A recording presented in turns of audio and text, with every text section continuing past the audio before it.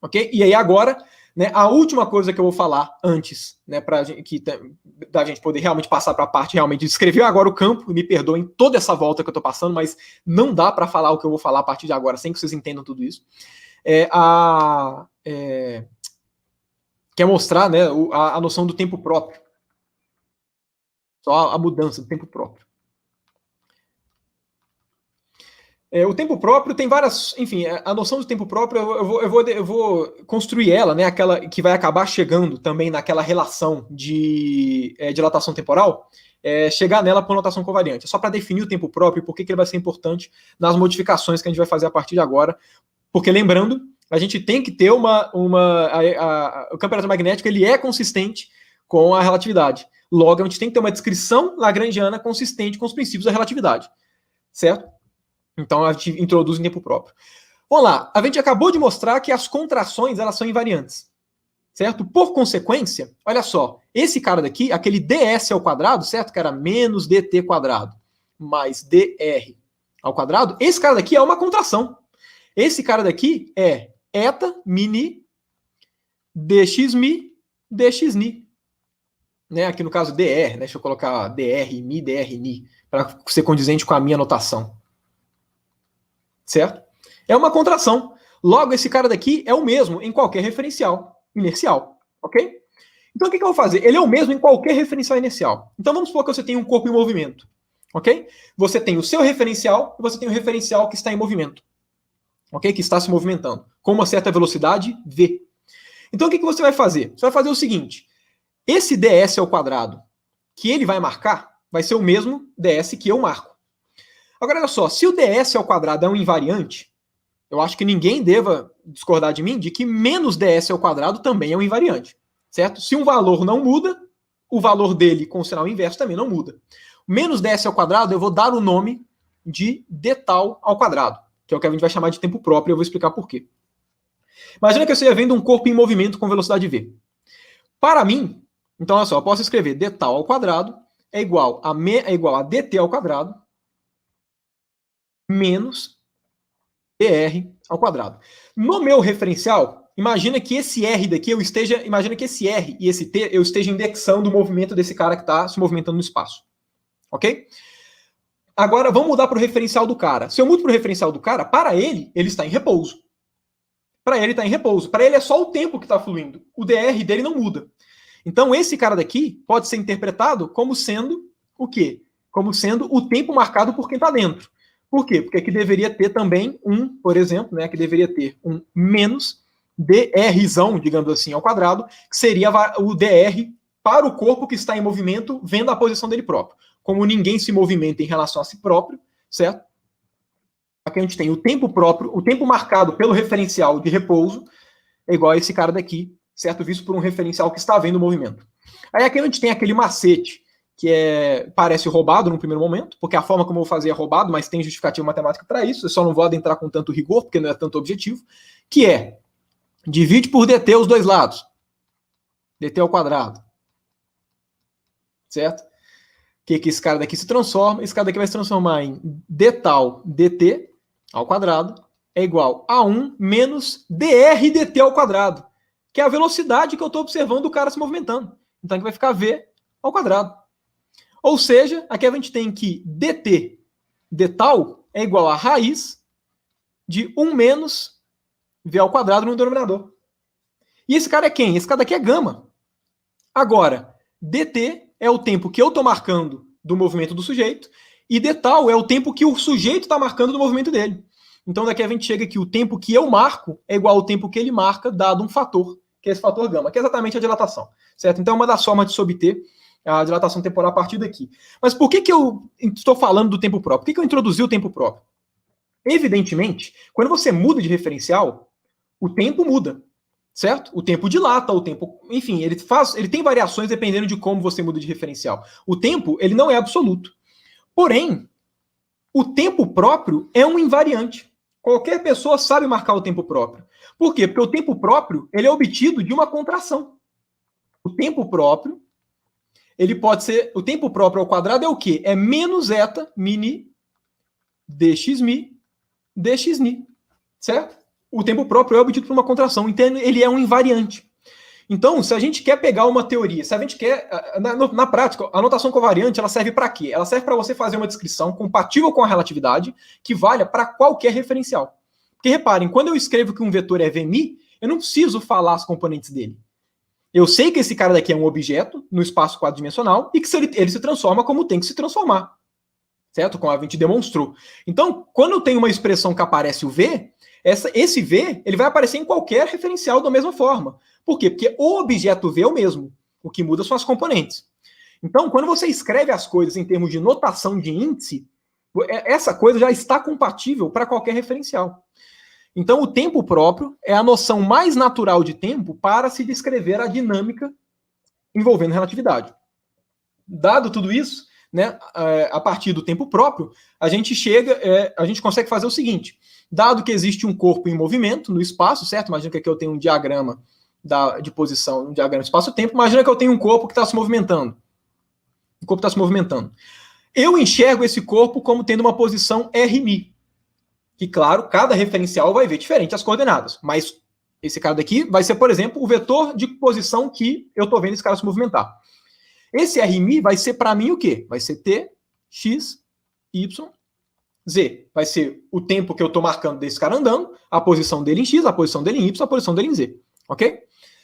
Para eu pegar a velocidade desse sujeito, esse cara daqui é um objeto covariante. O que significa ser um objeto covariante? Qualquer expressão que apareça Rμ, o Rμ vai ser sempre a posição desse corpo, dado aquele referencial. Independente se eu estou em S ou em S', quando aparece o vetor Rμ, o que eu sei? Eu sei que é o vetor posição. Aí o que você vai se perguntar? Qual é a forma desse vetor posição no meu referencial? E você vai escrever as coordenadas. Mas ele é sempre o vetor posição. Se eu quero construir tudo de maneira covariante para ser equivalente a qualquer referencial, para qualquer referencial inercial, o jeito mais natural de se definir a velocidade do sujeito é derivando a posição com relação ao tempo próprio. Se eu derivo ela com relação ao tempo, eu estou cometendo um equívoco na relatividade, porque o tempo muda de pessoa para pessoa. Mas como a gente acabou de ver, o tempo próprio é uma medida de tempo que é invariante. Todo mundo consegue medir. Então, quando eu faço um objeto desse jeito, eu consigo garantir que esse cara realmente é um vetor. Ele realmente se transforma de forma que tem que se transformar na relatividade especial, que seria com as transformações de Lorentz. Quando você faz esse cara daqui, né, eu posso fazer essa derivada como? Como sendo drμ dt, dt detal, certo? Por uma regra da cadeia. Quando a gente faz isso, dt detal. A gente acabou de mostrar que dt detal é gama. E esse cara daqui é o quê? Derivada do tempo, olha só, esse cara daqui vai ser o quê? Se o nosso R ele pode ser escrito, né, de uma forma até sintética como TR, o nosso vetor velocidade vai ser escrito como sendo o quê? Vai ser escrito como sendo gama 1 menos velocidade, que vai ser variação do vetor com relação ao tempo, certo? Ou seja, gama V. Ou seja, o vetor velocidade quadridimensional, se você quer saber a relação dele com a velocidade de fato que você observa, o vetor de velocidade quadridimensional, ele tem a relação com a velocidade observada dessa maneira. Se você quer saber qual que é o vetor no sentido quadridimensional, porque lembrando, para ser um vetor, todo vetor tem que se transformar de acordo com aquela regrinha. Se não se transforma assim, eu não posso falar que é um vetor. Eu obtive essa transformação pela definição de um vetor. Se você tenta construir um quadrivetor com a velocidade que não seja dessa maneira, você vê que ela não obedece a essa relação. Para você criar um vetor velocidade que obedeça a essa relação e, portanto, é um vetor, é exatamente fazer dessa maneira. De forma análoga, você também pode definir o vetor aceleração.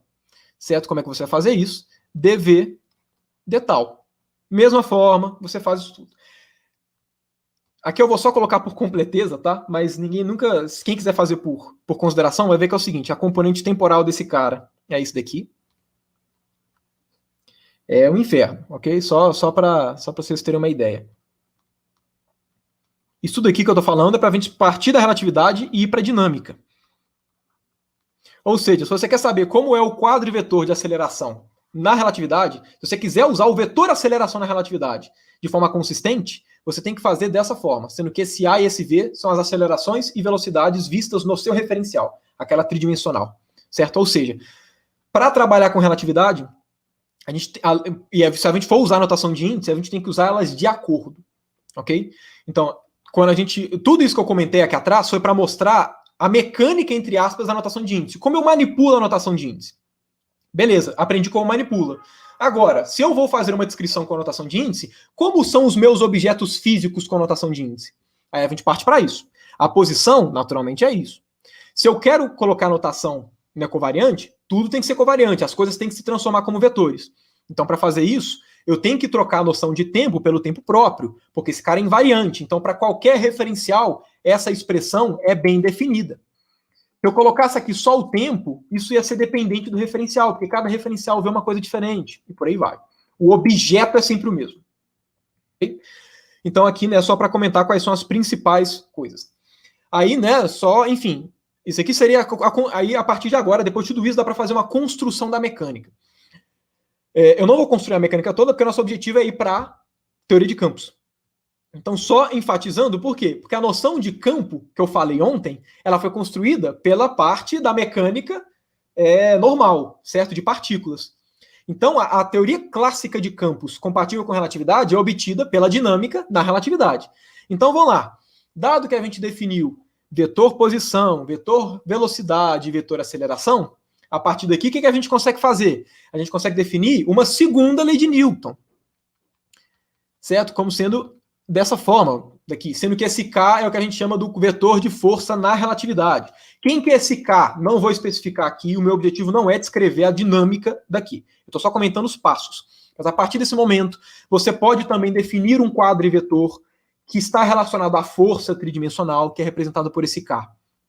E essa aqui passa a ser o que a gente chama da segunda lei no contexto da relatividade. Quem quiser ver um pouquinho melhor isso, na referência que eu passo na parte 1, tem uma referência do Baruch. Ele faz essa construção bonitinha também, caso alguém tenha interesse de se ver com mais calma. A partir daqui, segundo a lei de Newton, a gente sabe que a gente pode fazer o quê? Lagrange. A partir daqui, a gente sabe que a gente pode definir as equações de Lagrange. Naturalmente. Por quê? Porque a gente parte da segunda lei de Newton, tem todos aqueles princípios, constrói as equações de Lagrange. Quando a gente constrói as equações de Lagrange, a gente chega num conjunto muito semelhante, só que trocando o tempo pelo tempo próprio. Então aqui aparece derivada da Lagrangiana com relação às coordenadas, menos derivada de L com relação a R, é igual a zero. Para sistemas conservativos, sendo que esses R's daqui vai ser as nossas coordenadas escritas em termos de coordenadas generalizadas, por aí vai. Estou só comentando passo a passo, ok? Eu não vou fazer, porque eu quero construir com vocês a linha de raciocínio, ok? A partir daqui, a gente mostra também o seguinte, opa, eu posso construir esse cara também a partir de um princípio variacional. Eu posso definir uma ação que vai ser integral da Lagrangiana. Só que agora não vai ser integral da Lagrangiana no tempo, vai ser integral da Lagrangiana no tempo próprio, naturalmente. Por quê? Porque se a ação é um invariante, esse cara é um invariante, eu poderia construir aqui dt. Eu poderia, numa boa, fazer da mesma forma que eu tinha feito antes. Porém, por que não é conveniente ser feito assim? Por que é conveniente, na relatividade, trocar o tempo pelo tempo próprio? Porque se a ação é um invariante, pense no seguinte, se em vez do tempo eu uso o tempo próprio também é invariante. Consequentemente, se a ação é invariante e o tempo próprio é invariante, a Lagrangiana também é invariante. E aí construir a Lagrangiana é muito fácil, porque basta eu construir a Lagrangiana por contrações, que eu tenho certeza que todas as contrações vão ser invariantes. Se eu coloco o dt não é invariante. Então, a Lagrangiana também não vai ser. Então, não é nem um pouco trivial como se construiria a Lagrangiana. Qual que é a relação da Lagrangiana na relatividade com a Lagrangiana sem ser na relatividade? O jeito fácil de se ver isso é o seguinte, a ação fora da relatividade é LDT. Certo? Como é que eu posso fazer? Eu posso escrever esse cara também como sendo integral de L, aí faz a regra da cadeia. dt, dtal, dtal. Certo? Esse cara daqui a gente acabou de ver que é o quê? Que é gama. Então, quando a gente faz a nossa descrição, a única diferença é que vai aparecer um gama aqui. Só que esse lambda, esse L gama, é o que a gente chama da Lagrangiana na relatividade. Então, toda vez que a gente for construir uma Lagrangiana na relatividade, vai ser uma Lagrangiana que, se você quiser saber no limite não relativístico, como fica a mecânica sem relatividade, você tem que dividir por um fator gama para você obter a sua Lagrangiana não relativística. Ok? Para você poder fazer consistentemente as equações de Lagrange e tudo. A partir disso, a gente, né, aí segue toda a linha de raciocínio da aula de ontem, certo? Todo raciocínio. Opa, se eu tenho esse cara daqui, como é que fica, aí a gente poderia fazer a pergunta, como é que fica a descrição de uma, como é que fica a descrição de uma partícula sujeita a um campo eletromagnético, para a gente poder trabalhar com um campo eletromagnético? Aí vem o mais interessante, que é o seguinte, se vocês se lembrarem, olha só que legal, acabei de mostrar que a lagrangiana da relatividade é L, é a lagrangiana antiga, vezes o gama, certo? Ou seja, a lagrangiana que a gente procura na relatividade é igual à lagrangiana da mecânica clássica normal vezes o gama. Agora, olha só, vamos pegar a lagrangiana da interação da partícula com o campo eletromagnético, que a gente chegou nela pela força de Lorentz. Como é que era ela? Ela era menos F mais V produto escalar com A. Certo? Agora, olha só, o que aqui está falando para a gente? Aqui está falando para a gente o seguinte, a nossa lagrangiana no contexto da relatividade para o campo eletromagnético vai ser o quê? Vai ser menos E, gama φ, mais E, gama V escalar A. Ok? Agora, olha só que interessante. Olha só que coisa maravilhosa. Gama V. Quem que é a nossa velocidade no contexto relativístico? Gama V. Isso daqui tem toda a cara de um produto escalar. Isso aqui tem toda a cara de ser alguma coisa com índice embaixo, V com índice em cima. Por quê? Porque vai aparecer exatamente, porque vai aparecer uma soma aqui, certo? E aí, esse cara daqui, se a gente for devagar um pouquinho, quem que vai ser esse cara? Esse cara daqui vai ser o que eu vou chamar de AMI. Ele pode ser escrito como φA. Menos φA, certo? Ou seja, né, a gente, na verdade, porque na verdade a gente define o A com o índice em cima, né, que ele é φA. Esse cara daqui é o que a gente chama do quadrivetor potencial, o vetor potencial elétrico no contexto da relatividade. Na prática, eu não posso simplesmente chegar e falar que isso é verdade. Para eu ter certeza que eu posso colocar um índice aqui e falar que isso é um vetor, eu preciso garantir que ele se transforma da maneira correta. Ou seja, eu preciso garantir que se eu troco de referencial, ele vai se transformar daquela maneira como a gente determinou. Tem que obedecer. Na prática, dá para você mostrar, só que eu não pretendo, porque não é tão imediato você mostrar isso, mas dá para mostrar que esse cara obedece essa relação quando você troca de referencial. É possível mostrar isso. Logo, esse cara realmente é um vetor, no sentido da relatividade. Ok? Então, ou seja, esse cara daqui, olha só que maravilha, a lagrangiana na relatividade de uma interação com o campo eletromagnético vai ser quanto? Vai ser AMI, VMI. Olha só que maravilha. E eu consigo falar que esse cara é um invariante. Por quê? Porque é uma contração de dois vetores. E a gente mostrou que a contração de vetores é invariante. Então fica tudo maravilhoso.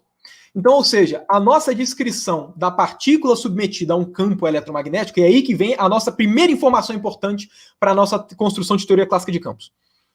Depois de 2h30 falando aqui, né? Mas, enfim, a construção é o seguinte.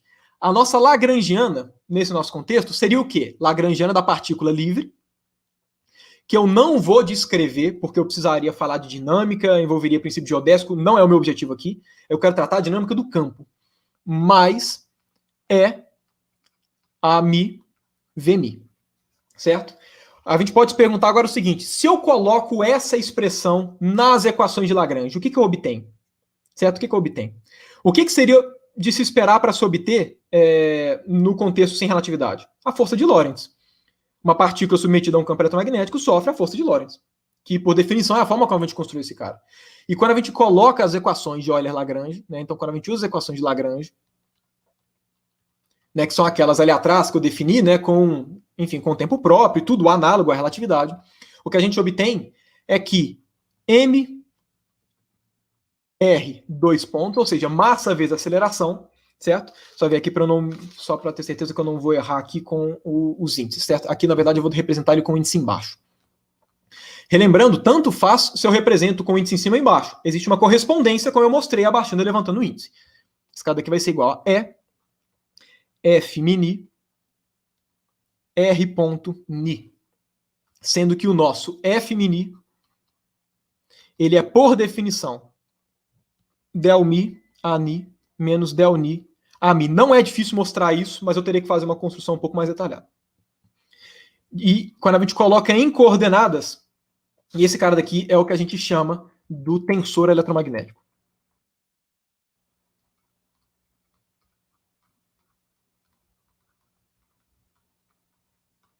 Ok? Quando a gente escreve esse tensor em coordenadas, do tipo, como é que são as coordenadas dele? O que a gente observa é o seguinte, esse cara é 0, menos é x, menos é y, menos é z.